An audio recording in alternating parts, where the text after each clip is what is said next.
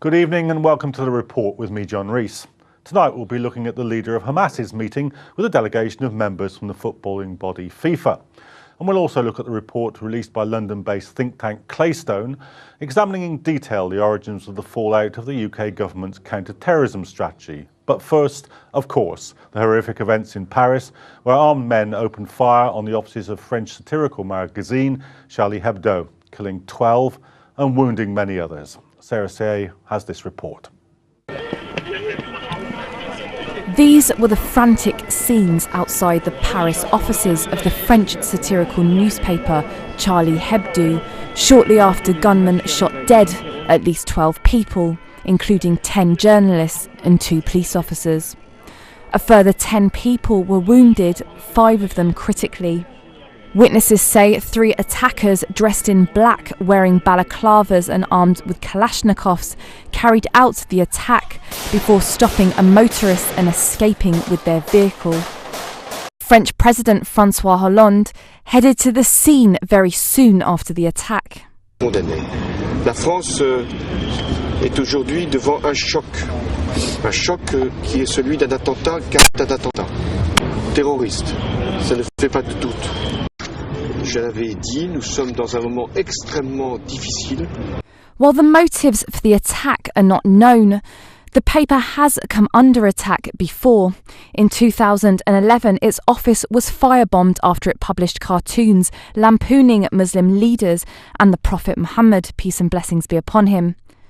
And just an hour before the attack, its latest tweet mocked the leader of the Islamic State. The French government says it has raised the security level to the highest notch, although the country was already on high alert after several incidences just before Christmas. Well, joining me in the studio now is Dr Rizwaan Sabir, who's Associate Professor at Edge Hill University, and on Skype, Dr Lejmi, an anti-racist activist who's based in Paris. Welcome to the show. I'm sure that you, like all of us, are horrified by these attacks. But what do you think stood behind them? What do you think motivated them? There is usually a series of different factors that tie into the use of terrorism. Terrorism is only a tactic that's usually used for the furthering of a specific objective. Obviously, it's very early in the day to start predicting who's responsible. Once we have some indication behind the group responsible, and I do believe it is an organised group that may well be responsible for this attack. I think it looks like an organised attack, which would mean that there has to be some level of political organisation behind it, unlike, for instance, the attacks in Woolwich. Absolutely. They're looking at the raw footage that has come to light for the time being. It certainly is quite clear that there is an element of organisation and professionalism with which these individuals have undertaken and executed their attack. So in that sense, I think we are dealing with something more sophisticated than the so-called lone wolves attack, for example, the Woolwich attack or the attack in Belgium on the Jewish institution. So in that sense, there is an element of organisation and professionalism. And I think that there is also an element worth considering, which is the kind of military power, firepower that's being used in this case. There's been clear evidence of Kalashnikovs being used, but also talk about RPGs and rocket-propelled grenades being used. So that, within itself, access to such kind of military hardware suggests some kind of sophistication and some kind of strategic planning. Also, the individuals who undertook the attack quickly escaped in a vehicle. Now, I understand from latest press reportings that that vehicle has been seized by French police. But what is significant is how the individuals escaped. What this suggests is 2 things. Unlike previous lone wolf attacks, where the perpetrators are willing to die in the process, these individuals, these so-called new terrorists, which claim to be new terrorists, are actually behaving like the old terrorists that we know in Britain as the IRA, and that is once they'd undertaken an attack, they'd try to escape. So I think it's a significant attack in that sense that replicates a lot of pre-9/11 terrorism that we in the West know. Dr Lejmi, welcome to the programme. I'm sure that there's a very tense atmosphere in Paris at the moment, but this attack is one of a series recently in France, isn't it? Yes, of course, we have many attacks now in Europe, not only in France, that have happened in the name of Islam or have been labelized as Islamist the last month. but this one is the most murderous one since the 70s. So it's now it's a French 9/11, really. And so we changed the face of France for Muslim and even for non-Muslim. Now we can say that there is a post. No, the word. Sorry, I'm a bit. No, go ahead. I'm shocked by the event, but after today, the France will not be like it was. There is turning point today. And what do you see coming out of this moving forward? Do you think that the response will be proportionate? We can all agree that the attack is horrific, but it does contain within it the dangers that people who have as little sympathy with the attackers as we do will be caught up in some kind of response to this. Do you think that's likely?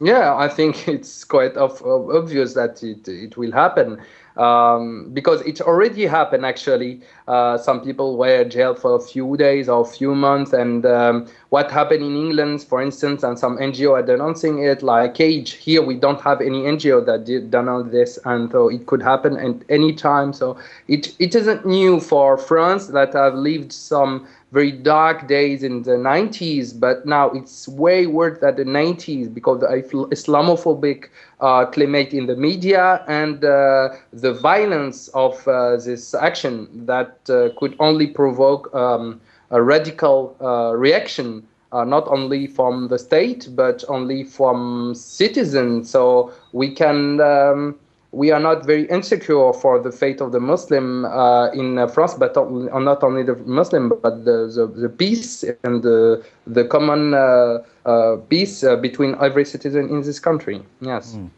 Rizwan, I mean, it's remarkable, really, isn't it, that considering, I mean, for instance, if this does turn out to be a group linked to the Islamic State, most of the people that the Islamic State kill are Muslims, because they're the people being killed in Syria and Iraq by this group, and yet it will inevitably become part of that media and political establishment narrative about Islamic extremism, won't it?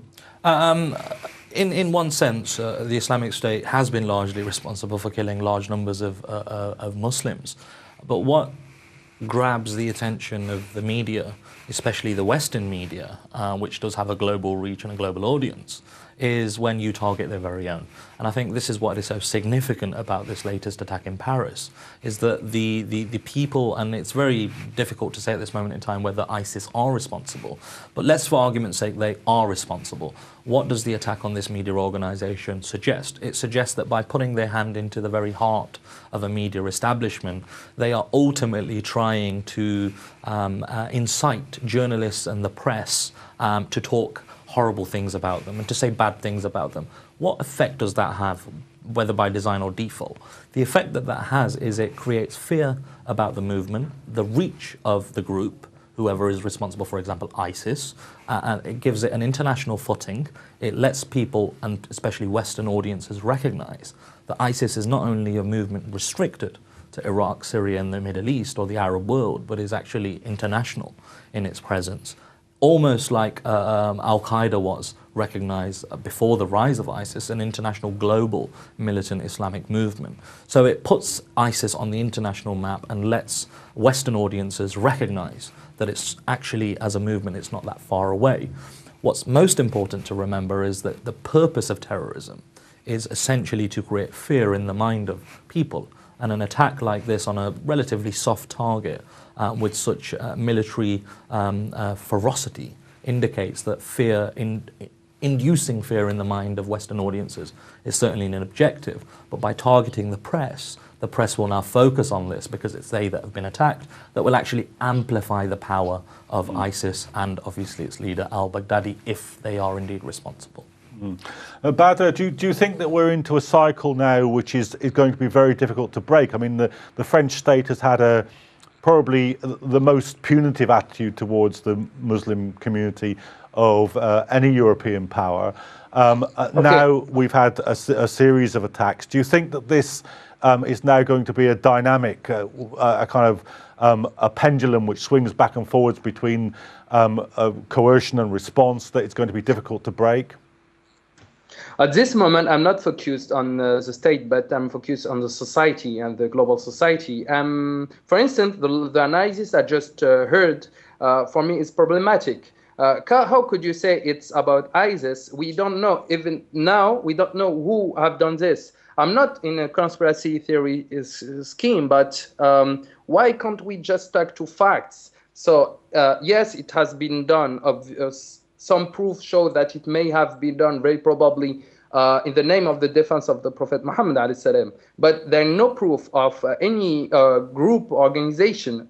Maybe it is, but at some point, I think it's dangerous to make this kind of analysis when we don't have the facts. And actually, in France, I heard the word Islamist, jihadist, fundamentalist, terrorist, and so much labelized that in the mind of the citizen of every day just mean one thing: a Muslim, visible Muslim. That means that every man with a beard, every woman with a veil, even non-veiled, just Muslim is now a target. For instance, at work, just less than 1 hour after the attack, some colleagues speaks me about this, and I saw a kind of climate that I felt after the 9/11 after Mira's attack. It's not only a question of the state, it's a question of a state of mind among the world society that is now suspicion about the Muslim community as a whole. And now the main problem we face is that how could we react to this? And the two reactions that have been done, either to denounce this and say we have nothing to do with it, Islam is a religion of peace and we have nothing to do with it, and this main organization have this position, but they don't hurt. And the other position is to deny and say, no, it's a conspiracy, they're not Muslim or not real Muslim, it has been the Mossad or Israeli that are plotting against us and so on. And I think these two strategies have shown their failure. There are more and more violent acts. ISIS or not, that's not the question. The Lone Wolf, Woolwich, the underground attack in London, in Europe and in the world, there are more attacks and the society is becoming more and more violent. And why the society? Okay, well, just let me take up some of those. Violent. Just let me take up some of those points with Rizwan in the studio. I mean, I guess the reason I was asking about French society is because after the Woolwich attack in this country, there were attacks on Muslims and there was a backlash, but there was also a sense that there was a sensibility in the society which I think restricted and suppressed that, not from the goodwill of the government, but because that was something that was there. But French society seems to be more polarized, do you think? Well, we know that French society, there is a general drift towards the right.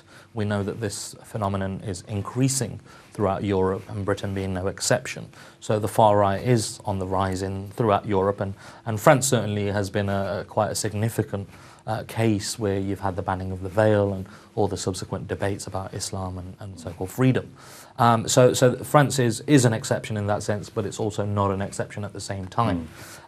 When it comes down to the rise in far-right violence after an attack, the other speaker is absolutely correct. There is a pattern that does suggest far-right violence and recruitment and the desire to join and tie into those far-right discourses become a lot more appealing. And the reason is there's already discussion now in the blogosphere about a clash of civilizations between those who believe in free speech and expression, the press, and those who want to close it down. This is actually more complicated than that simplistic narrative. And anybody who does promote this kind of thesis that there are two clashing civilizations, so to speak, is actually tying into the very narrative that are being promoted by both ends of the spectrum, the extreme militant Islamic organizations and individuals, and also the far right. So it's extremely important to recognize that the debate is slightly more complicated than these simplistic narratives, and reinforcing or saying them actually reinforces the power of the very people that most of society in Europe is trying to curtail the growth of. Okay, well, Rizwaan Sabir in the studio here and Badr Lejmi on the line from Paris. Thanks very much for that discussion. But I'm afraid that's all we've got time for in this part of the programme. But do join us for the second part of the show when we'll be looking at the leader of Hamas, Ismail Haniyeh's meeting with a delegation of members from the footballing body FIFA, as well as the rest of today's news. So do stay with us.